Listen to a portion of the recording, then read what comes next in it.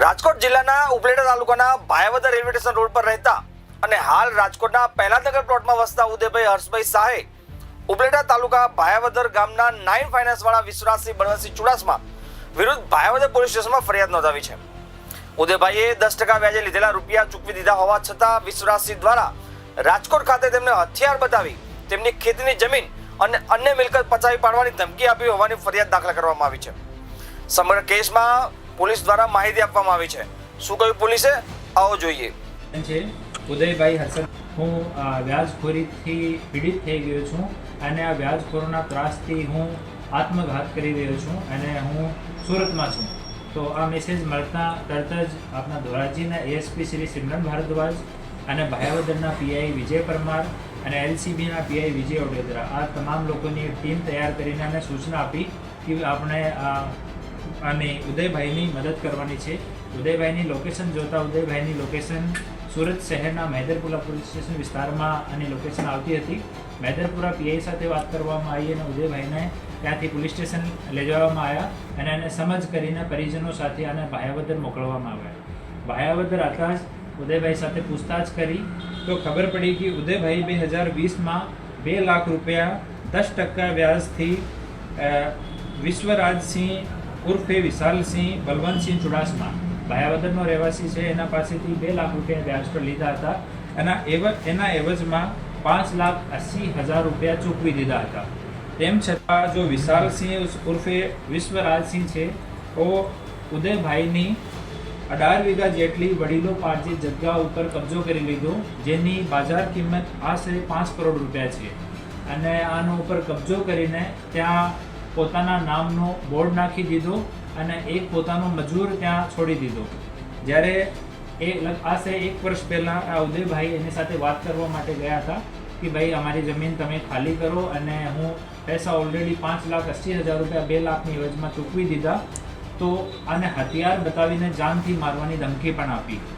તો ભાયાવદર પોલીસ સ્ટેશનમાં એના સંબંધમાં ગુનો દાખલ કરવામાં આવ્યો છે અને સરકારી પંચોની હાજરીમાં આ ભોગ બનનારની જો 18 વીઘા જમીન છે એનો પંચનામો કરવામાં આવ્યો છે અને જ્યારે આ પંચનામાની કાર્યવાહી ચાલતી હતી ત્યારે આરોપી છે તો પોતાનો કબજો એથી પોતાની ઈચ્છાથી રિમૂવ કરી દીધો અને હવે જમીન આને હેન્ડઓવર કરવાની કાર્યવાહી ચાલુ છે ભોગ બનનારને। અને આરોપી ઉપર 3 ગુના છે। એક ભાયાવદર પોલીસ સ્ટેશનમાં એક જુગારનો કેસ દાખલ છે અને રાજકોટ શહેરમાં બી ડિવિઝન અને રાજકોટ તાલુકામાં 2 વ્યાજખોરીના ગુના આરોપી ઉપર ઓલરેડી દાખલ છે અને ભાયાવદર પોલીસ સ્ટેશનમાં બીએનએસની કલમ 308(5), 351(3) આર્મ્સ એક્ટ અને ગુજરાત નાણાં ધીરધાર 2011 મુજબ ગુના દાખલ કરવામાં આવ્યો છે। અને ફરીથી અમે તમામ જનતાને અપીલ કરીએ છીએ કે એવો કોઈ વ્યાજખોર તમને ત્રાસ આપતો હોય, જો સરકાર અપ્રૂવડ રેટ છે એનાથી વધારે તમારાથી પૈસાની ઉઘરાણી કરતો હોય, પઠ્ઠાની ઉઘરાણી કરતો હોય, કોઈ તમારી ગાડી કે જમીન ઉપર કબજો કરી લીધો હોય તો તમે પોલીસ સાથે સંપર્ક કરો, અમે લોકો તમારી મદદ કરીએ। 18 વીઘા જે છે એનો દસ્તાવેજ કરી નાખ્યો હતો? ના, દસ્તાવેજ ન કર્યો હતો, કબજો કરી લીધો હતો ડાયરેક્ટ અને પોતાનો બોર્ડ ત્યાં નાખી દીધો હતો અને અરજદારને ધમકી આપતો હતો કે જે તમે જમીનમાં એન્ટર કરશો તો તમારી ટાંગા તોડી નાખીશ। સર, આરોપીનું બેકગ્રાઉન્ડ શું છે? પોલીસે તેની ધરપકડ કરી છે કે કેમ અને ગુનાના કામે શું વસ્તુઓ કબજે કરી છે? અત્યારે કેવું શું કહેશો? આરોપી હવે અટક થઈ ગયો, આરોપીને ધરપકડ થઈ ગઈ છે અને આરોપી વ્યાજનું જ કામ કરે છે અને એક વ્યાજનું ઓફિસ પણ છે રાજકોટ શહેરમાં પણ અને ભાયાવદરમાં પણ, અને ત્યાં બંને જગ્યા પંચનામો કરવામાં આવ્યો છે। જ્યારે એફઆઈઆર દાખલ થતી હતી ત્યારે આરોપીને કદાચ ખબર પડી ગઈ તો બંને ઓફિસમાં ખાલી એક ચેકની રિકવરી થઈ છે, બાકી કોઈ વસ્તુ રિકવર થઈ નથી। આમાં બંને ઓફિસને જોતાં એવું લાગે છે કે તમામ વસ્તુ ત્યાંથી રિમૂવ કરી દીધી હોય, તો બંને ઓફિસમાં કંઈ નહીં મળ્યો। અને બીજું જો હથિયાર વિષયમાં વાત કરી હતી તો આરોપી પ્રારંભિક પૂછતાછમાં એવું જણાવેલ છે કે એના એક મિત્રના ફાધરના નામનું હથિયાર છે, वो હથિયાર આરોપી લઈને ગયો હતો જ્યારે ફરિયાદીને ધમકી આપી હતી। તો આ મિત્રને એના ફાધરને અમે લોકો નોટિસ મોકલ્યો છે અને એને સંડોવણી રહેશે તો એના વિરુદ્ધમાં પણ કાયદેસર કાર્યવાહી કરવામાં આવશે।